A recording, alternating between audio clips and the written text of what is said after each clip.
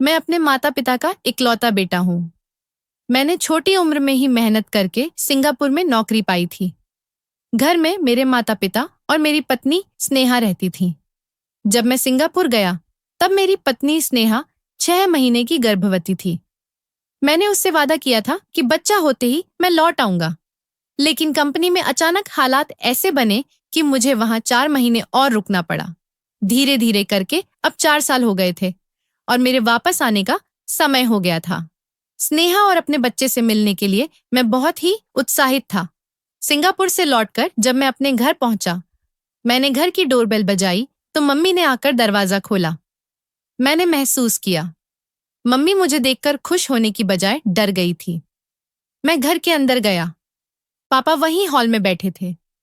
मैंने महसूस किया कि मेरे माता पिता के चेहरे पर अजीब सी मायूसी थी। मेरे लौट आने की खुशी उनके चेहरे पर दिखाई नहीं दे रही थी। मुझे घर में आए लगभग 15 मिनट हो गया था, लेकिन घर में स्नेहा और मेरा बच्चा दोनों ही अभी तक नहीं दिखे थे। आखिर मेरी पत्नी, स्नेहा और मेरा बच्चा दोनों कहाँ थे? कहानी की असली परतें धीरे धीरे खुलेंगी। मेरा नाम राजेश है। मैं मध्यम वर्गीय परिवार से संबंध रखता हूँ। रात के 3 बज रहे थे और मैं एयरपोर्ट पर था। मैं ऑफिस के काम से सिंगापुर जा रहा था। मेरे साथ मेरी प्रेग्नेंट पत्नी स्नेहा मुझे सी ऑफ करने के लिए आई थी। स्नेहा मेरे गले से लग गई थी। उसकी आंखों में डर और प्यार के मिले जुले भाव थे। मुझको जाता हुआ देखकर स्नेहा की आंखों से लगातार आंसू बह रहे थे। उसने रोते हुए मुझसे कहा, जल्दी आ जाना राजेश, तुम्हारे बिना मेरा मन नहीं लगेगा। स्नेहा ने मेरे कंधे पर सिर रखकर कहा था। स्नेहा को इस तरह से परेशान देखकर मुझे बहुत चिंता होने लगी थी, लेकिन मेरी भी मजबूरी थी। जाना बहुत जरूरी था। मैंने स्नेहा की नाक खींचते हुए कहा, हमारा छोटा सा राजा या रानी जो भी हो, उसका अच्छे से ध्यान रखना। मैं आते ही सबसे पहले उसको ही गोद में उठाऊंगा। स्नेहा ने हंसते हुए आंसू पोंछे। मेरे मम्मी पापा भी आए थे। माँ ने मुझसे कहा, बेटा जल्दी काम निपटा के वापस आ जाना। स्नेहा अकेली है। तुम अच्छी तरह से जानते हो कि इस समय स्नेहा को तुम्हारे समर्थन की जरूरत है। मैंने मम्मी पापा के पांव छूकर उनसे आशीर्वाद लिया और चला गया। सिंगापुर की चमकदार सड़कों पर मुझे हर रात स्नेहा के साथ बिताए पल याद आते थे। वीडियो कॉल पर हम दोनों बात कर लिया करते थे।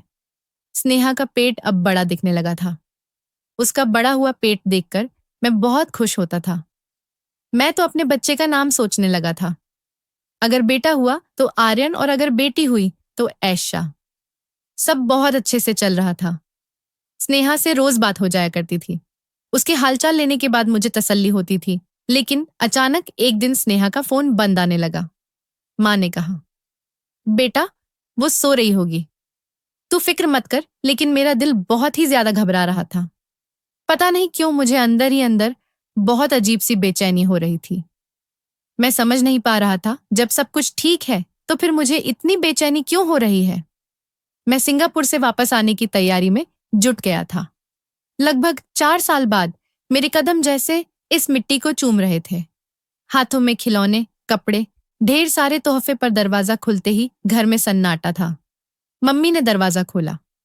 मैंने घर को चारों तरफ से देखा। मम्मी पापा दोनों थे, लेकिन स्नेहा और मेरा बच्चा नहीं दिखाई दे रहा था। मम्मी, स्नेहा कहाँ है और मेरे बच्चे का पालना कहाँ है? मम्मी ने अपनी नजरें चुरा ली और पापा खामोश खड़े रहे।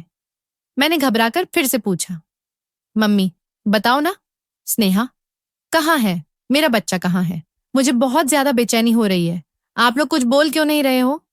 मम्मी की आंखों में आंसू थे और पापा ने धीरे से कहा, बेटा स्नेहा चली गई हमें। मेरे पापा का वाक्य अभी पूरा भी नहीं हुआ था। मैं बीच में ही बोल पड़ा, कहाँ चली गई पापा? मैं चीख पड़ा तो माँ ने कांपते हाथों से मेरा हाथ पकड़ा।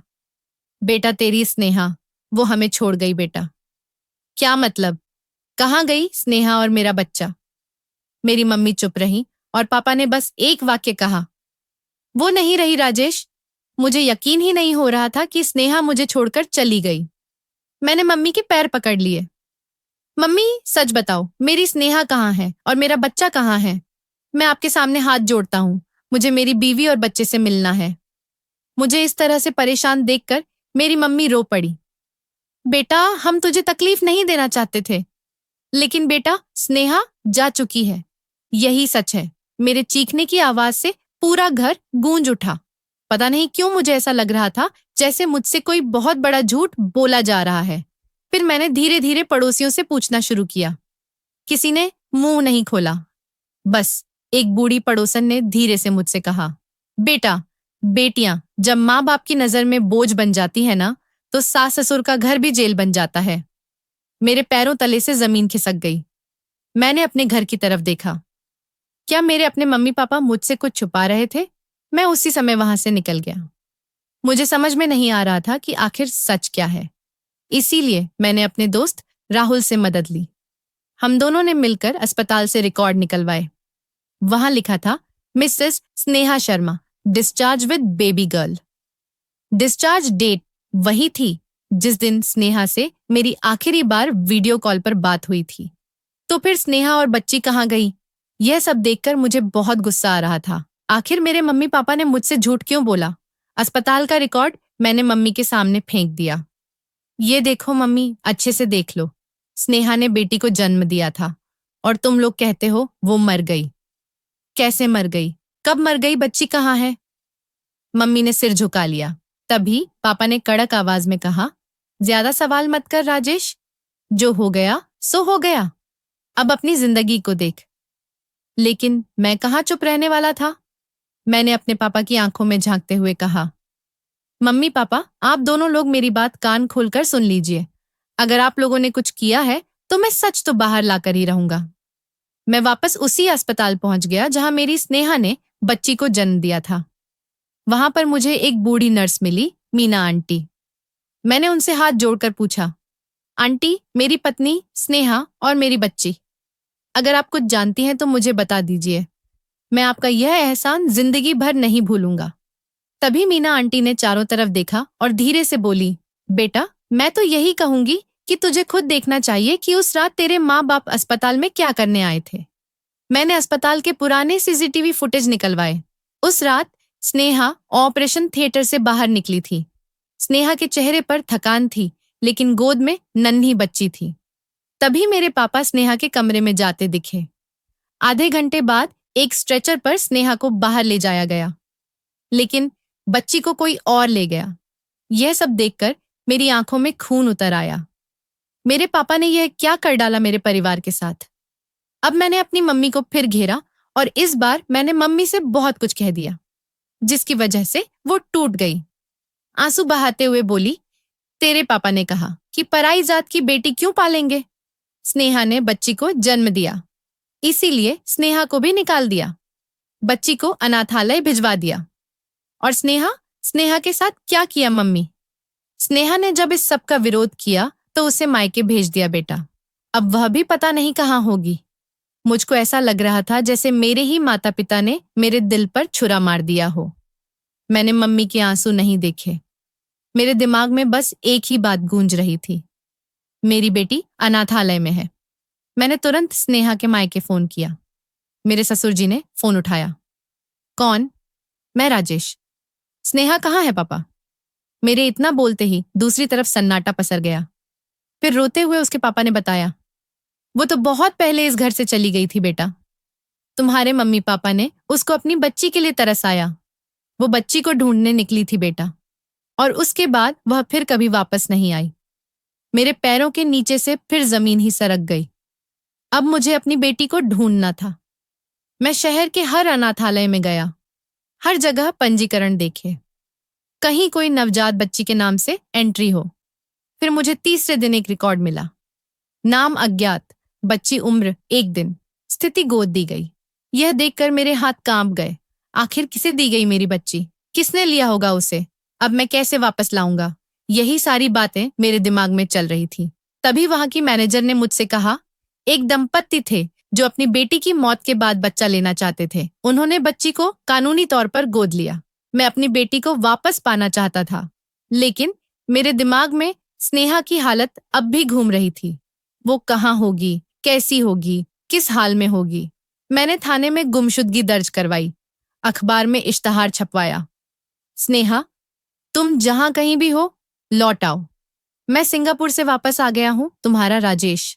रात भर मैं अपनी शादी की तस्वीरें देखता रहा। वो हर जगह स्नेहा को ढूंढ रहा था। फिर अगले दिन मैं उस परिवार तक पहुंचा जिन्होंने मेरी बेटी को गोद लिया था। दरवाजा एक दंपति ने खोला। उनकी गोद में 4 साल की नन्ही परी थी, ठीक वैसी ही जैसी मैंने स्नेहा के साथ देखी थी। उसे देखकर मेरी आंखों में आंसू थे। यह मेरी बेटी है, उस परिवार ने कहा। कानूनन अब यह हमारी है। मैं चाहकर भी कुछ नहीं कर पाया था।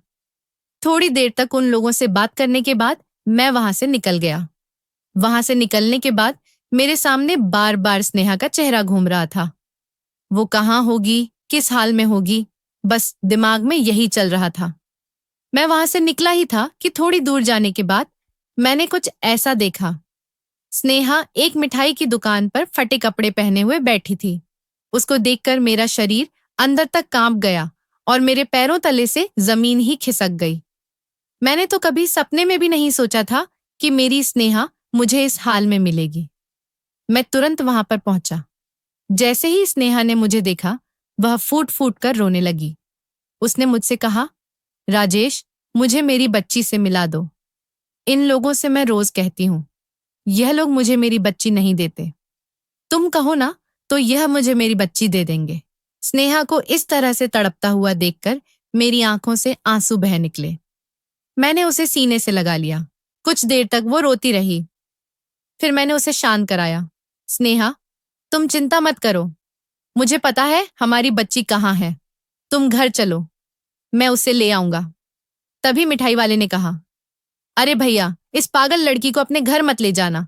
ये लोगों को पत्थर फेंक कर मारती है। कहीं ऐसा ना हो कि आपका भी सर फोड़ दे। दुकान वाले की बातें सुनकर मुझे बहुत गुस्सा आ रहा था, लेकिन मैं कुछ नहीं बोला। चुपचाप स्नेहा को वहां से लेकर अस्पताल गया। अपनी बेटी खो देने की वजह से स्नेहा को बहुत बड़ा सदमा लगा था, जिसकी वजह से उसका मानसिक संतुलन बिगड़ गया था। स्नेहा अस्पताल में धीरे धीरे ठीक होने लगी, पर उसकी आंखों में वह पुरानी चमक नहीं थी। वो बस एक ही बात कहती, मेरी बेटी कहाँ है? मुझे उससे मिलना है। मैं हर रोज उसे दिलासा देता, मैं हमारी बेटी को वापस लाऊंगा। स्नेहा, तुम्हारे बिना मैं अधूरा हूं। मेरी बच्ची के गोद लेने वाले माता पिता ने भी कोर्ट में कहा, हमने इसे अपनी बेटी समझकर पाला है, हम इसे ऐसे नहीं छोड़ सकते। तो जज ने कहा, बच्ची की भलाई सबसे जरूरी है, आपस में बैठकर इसका हल निकालिए। मुझे अदालत ने हफ्ते में एक बार अपनी बेटी से मिलने की इजाजत दी। मैं जब पहली बार उसे गोद में लेकर बैठा तो ऐसा लगा जैसे दुनिया जहां की सारी खुशियां मुझे मिल गई। मैंने अपनी बेटी के बालों में हाथ फेरा। उसमें बिल्कुल स्नेहा जैसी झलक थी। मेरी बेटी ने बड़ी मासूमियत से मुझसे पूछा, आप कौन हो अंकल? यह सुनकर मेरा कलेजा ही फट गया। मैंने बहुत ही प्यार से उससे कहा, मैं तेरा पापा हूं बिटिया। इस बीच मेरे मम्मी पापा को पुलिस ने पूछताछ के लिए बुलाया। उन पर स्नेहा को जबरन घर से निकालने और नवजात को अनाथालय में छोड़ने का केस चला। माँ ने कोर्ट में हाथ जोड़ दिए, हमें माफ कर दो बेटा, हमने जो किया वह बहुत बड़ा पाप था। मैंने देखा माँ की आंखों में अब भी डर था। स्नेहा अब धीरे धीरे बोलने और समझने लगी थी। मैंने उसके लिए स्पेशल थेरेपी रखवाई। रात को उसके पास बैठकर उसे बच्ची की कहानियां सुनाता। स्नेहा बस रोती रहती और एक ही बात कहती, मुझे मेरी बेटी चाहिए। राजेश, मुझे मेरी बेटी चाहिए। मैंने एक रात फिर से उन दंपत्ति से बात की। देखिए, मैंने आपकी बेटी को छीना नहीं। आप लोग तो फरिश्ता हैं जो आपने उसे पाला, लेकिन मैं अभी चाहता हूँ वो मेरी स्नेहा के पास लौट आए। उसे अपनी बेटी की जरूरत है। दोनों चुप हो गए। आखिर उन्होंने भी बेटी को अपनी जान से बढ़कर चाहा था। जज ने बच्ची को मनोवैज्ञानिक की सलाह पर बुलाया और बच्ची से पूछा गया, क्या तुम अपने असली मम्मी पापा के साथ रहना चाहोगी? बच्ची ने मासूमियत से अपनी गोद लेने वाली माँ का हाथ पकड़ा। मुझे अपनी मम्मी चाहिए, लेकिन अंकल भी अच्छे हैं। मेरी आंखों से आंसू बह निकले। मैंने जज के सामने कहा, अगर मेरी बेटी इनसे अलग होकर रोएगी तो मैं उसे जबरदस्ती नहीं ले सकता, पर मैं चाहता हूं उससे उसका हक मिले, उसकी माँ स्नेहा से मिलने का। हमसे रिश्ता रखने का जज ने बीच का रास्ता निकाला। बच्ची अपने गोद लेने वाले माता पिता के साथ रहेगी, लेकिन स्नेहा और राजेश उसे मिलने आते रहेंगे। एक दिन पार्क में स्नेहा व्हीलचेयर पर बैठी थी। मैंने बेटी को स्नेहा की गोद में बैठा दिया। स्नेहा ने अपनी नन्ही गुड़िया को छाती से लगा लिया। उसके सूखे होठों से सिर्फ एक ही शब्द निकला, माँ। मैंने दोनों को गले लगाया। उसकी जिंदगी की सबसे बड़ी जीत, उसकी टूटी दुनिया फिर से जुड़ रही थी। अब वह दोनों दंपति कभी कभी स्नेहा से मिलने के लिए आने लगे। अपनी बेटी के लिए स्नेहा को इस तरह से तड़पता हुआ देखकर उनका दिल पिघल गया और उन्होंने हमारी बच्ची को हमेशा हमेशा के लिए हमें सौंप दिया। मैंने गोद लेने वाले माता पिता को भरोसा दिया, अब आप भी हमारे परिवार का हिस्सा रहेंगे। आप जब चाहे तब अपनी बच्ची से मिलने के लिए आ सकते हैं। तो उन्होंने कहा कि वह इंडिया को छोड़कर हमेशा हमेशा के लिए लंदन में शिफ्ट हो रहे हैं। हाँ, अगर कभी इंडिया आना हुआ तो हम अपनी बच्ची से जरूर मिलेंगे। उन दोनों की बातें सुनकर हमारी आंखें नम हो गईं। वो लोग हमारी बच्ची को हमें सौंप कर चले गए। अब मैंने अपने माँ बाप को छोड़कर स्नेहा के साथ नया घर लिया। धीरे धीरे एक बड़ा जख्म भरने लगा। स्नेहा ने एक दिन मेरा हाथ पकड़ा। राजेश, अगर तुम नहीं लौटते तो मैं मर जाती। तुम नहीं थे तो सबने मुझे अकेला समझ लिया। मैंने अपनी स्नेहा के माथे को चूमा। अब मैं कहीं नहीं जाऊंगा स्नेहा। मेरी जान, मेरी बेटी, मेरा घर, सब यही है। मैंने अपनी बेटी को पहले दिन स्कूल छोड़ा। स्नेहा भी मेरे साथ थी। बेटी स्कूल के गेट पर मुड़ी, मम्मी पापा शाम को लेने आना। मैंने और स्नेहा ने एक दूसरे को देखा। अब हमारी टूटी जिंदगी को नन्ही मुस्कान ने जोड़ दिया था। मैंने सालों बाद अपने मम्मी पापा को मिलने बुलाया। मम्मी ने पोती को देखते ही रोते हुए माफी मांगी। स्नेहा ने भी हाथ जोड़ दिए। आपने जो किया वह बहुत गलत था, पर यह हमारी बेटी है। आप भी दादी दादा कहलाने का हक रखते हैं। अब मेरे घर में हर कोने में बेटी की खिलखिलाहट गूंजती है। स्नेहा भी पूरी तरह ठीक हो गई। उसने फिर से कॉलेज में पढ़ाना शुरू किया। मैंने सिंगापुर की नौकरी छोड़ दी। अब मैं अपने शहर में ही नई जिंदगी जी रहा हूँ। एक दिन मैं अपनी बेटी को गोद में उठाए पार्क में बैठा था। मेरी बेटी ने बड़ी मासूमियत से पूछा, पापा, आप सिंगापुर फिर कब जाओगे? मैंने हंसकर कहा, पापा, आप कहीं नहीं जाएंगे बिटिया।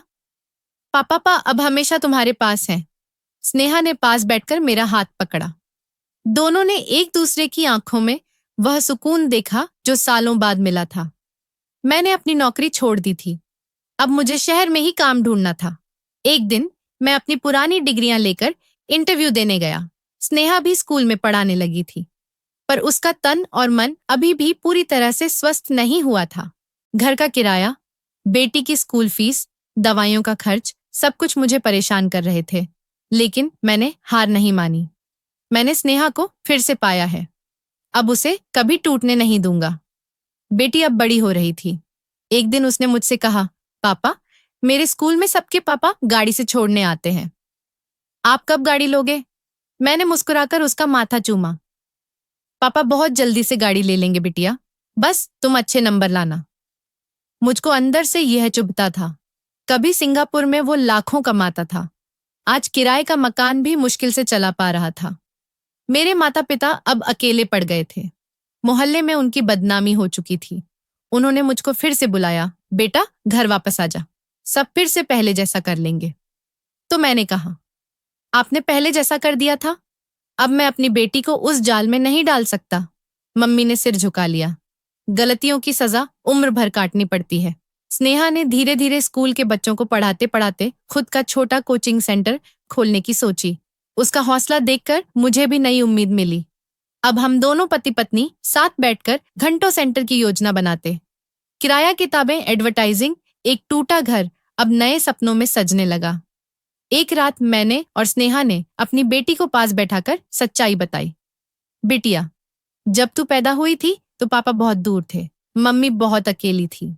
कुछ लोग हमें अलग करना चाहते थे, लेकिन हमने हार नहीं मानी। बिटिया ने अपनी माँ का चेहरा पकड़कर कहा, मैं हमेशा मम्मी पापा के साथ रहूंगी।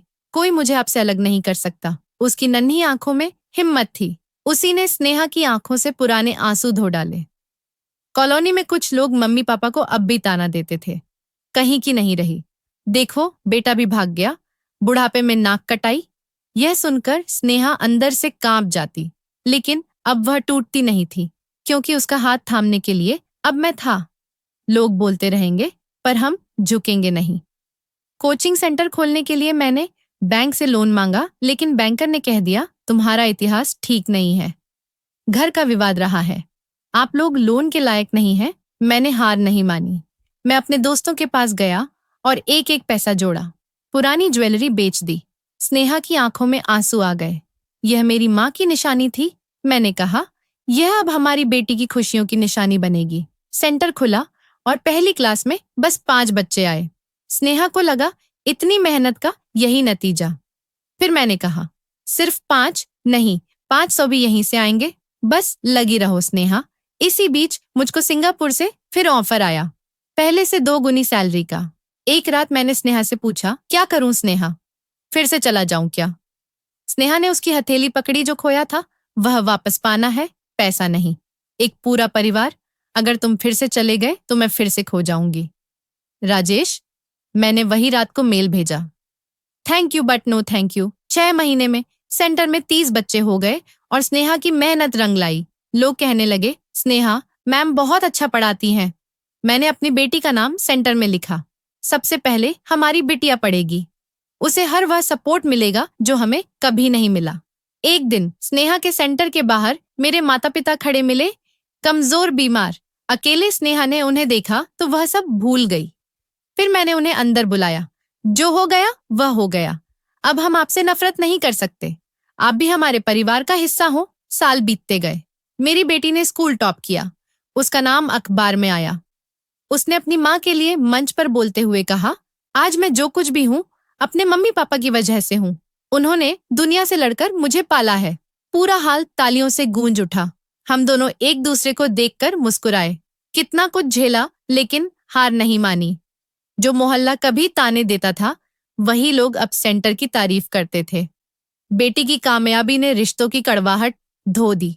मम्मी पापा ने भी अपनी गलती दिल से मानी। अब वे अपनी पोती से ही अपनी नई उम्मीद देखते थे। एक रात स्नेहा ने मुझसे कहा, हमारी कहानी खत्म नहीं हुई। हमारी बेटी बड़ी होकर बहुत कुछ करेगी।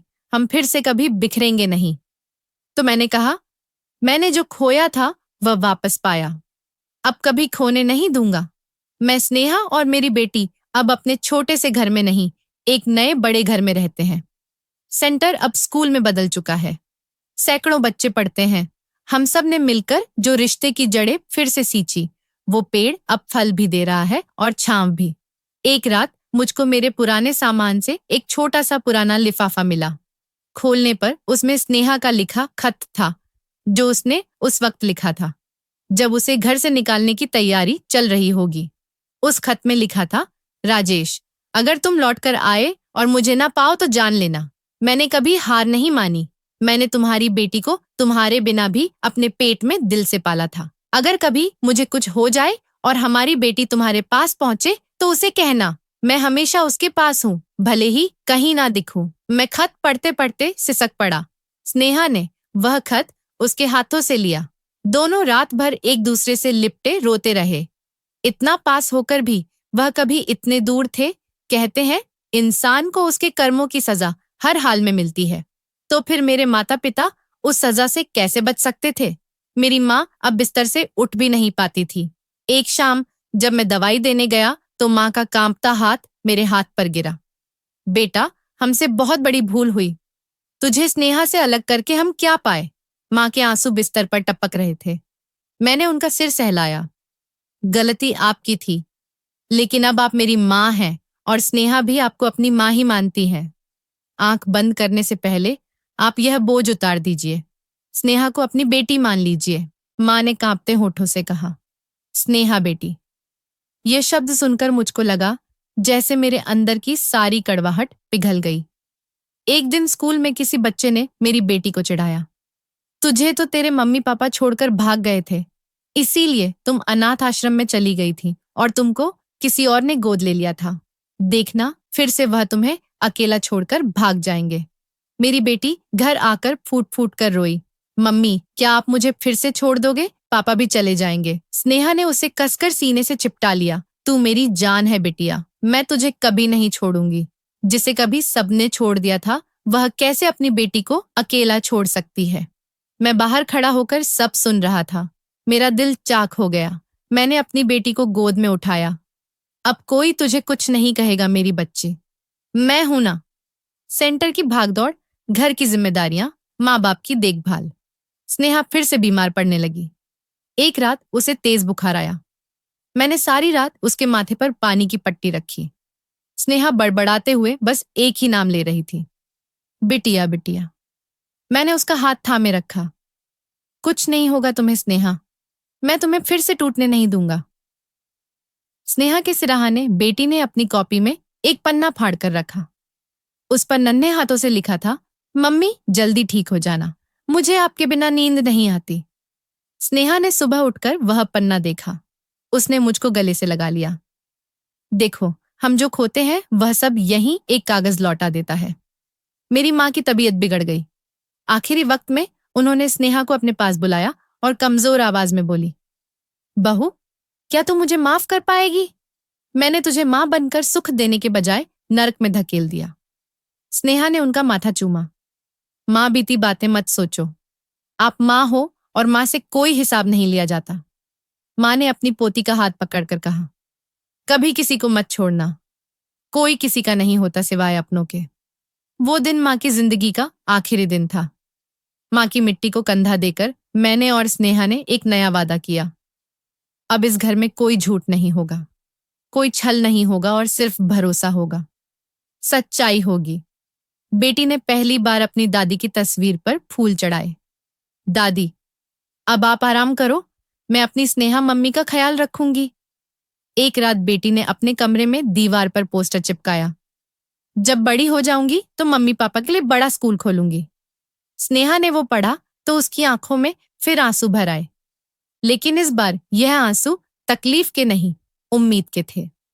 अब वो छोटा सा टूटा परिवार फिर से बड़ा बन गया। कोई महल नहीं था, कोई सिंगापुर की चकाचौंध नहीं, बस एक सुकून था कि कोई किसी को छोड़कर नहीं जाएगा। स्नेहा ने एक दिन मुझसे कहा, हमारी कहानी लोगों को सुनानी चाहिए ताकि कोई और स्नेहा अकेली ना रह जाए, कोई और बच्चा माँ बाप से दूर ना हो जाए। मैंने उसका हाथ थामा। यह कहानी हमारे आंसुओं से लिखी गई है। जो इसे पढ़ेगा उसे भी रिश्तों की कीमत समझ आएगी। इस कहानी में सिर्फ एक परिवार का दर्द नहीं, इसमें हर उस रिश्ते की सच्चाई है जो मोह, लालच और झूठ के जाल में टूट जाते हैं। यह कहानी कहती है, कोई रिश्ता परफेक्ट नहीं होता, पर अगर प्यार और माफी हो तो हर रिश्ता नया जन्म ले सकता है। आशा करता हूं आपको हमारी कहानी अच्छी लगी होगी। अगर आपको हमारी कहानी अच्छी लगी तो वीडियो को लाइक एंड शेयर करें, चैनल को सब्सक्राइब करें। वीडियो देखने के लिए आपका धन्यवाद।